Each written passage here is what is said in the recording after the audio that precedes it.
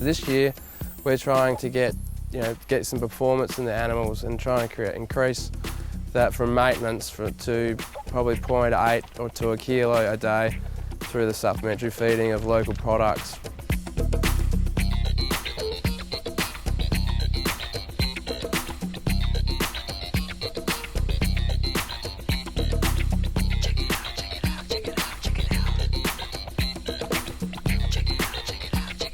We're spending a third of the year feeding out. We're not making any money from it.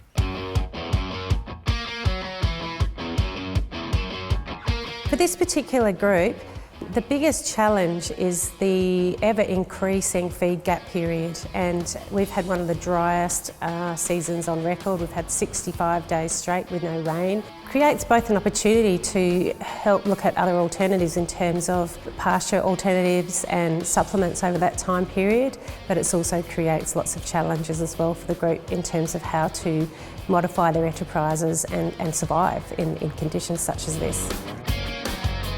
It's a long period of just watching things go backwards or maintain. But if you can feed a cheap source of protein, whether it be other byproducts, you can officially put more wage on, feed exactly the same amount, and then get a gain out of it rather than it being a cost.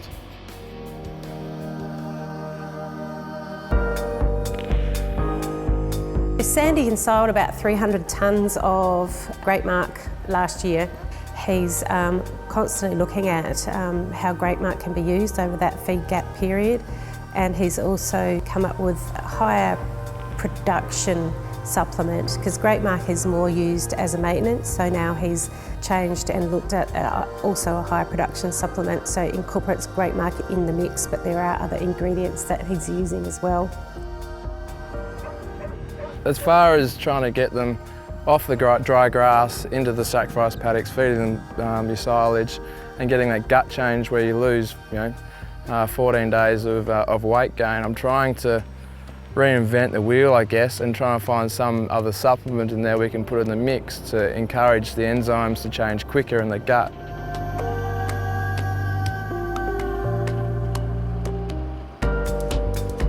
Now, using the supplementary feeding we've got here as far as grapemarc and other bits and pieces, we can match that market in September and they're off within 14, 15 months rather than holding them on for 21, 24 months.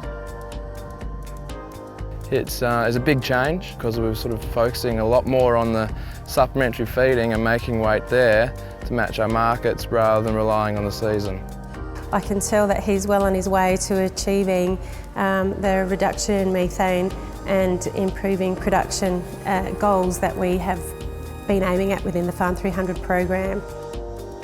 It comes down to the quicker we get our cattle off out of that gate, the better returns we get, and also obviously reduces the methane emissions at the end of the day.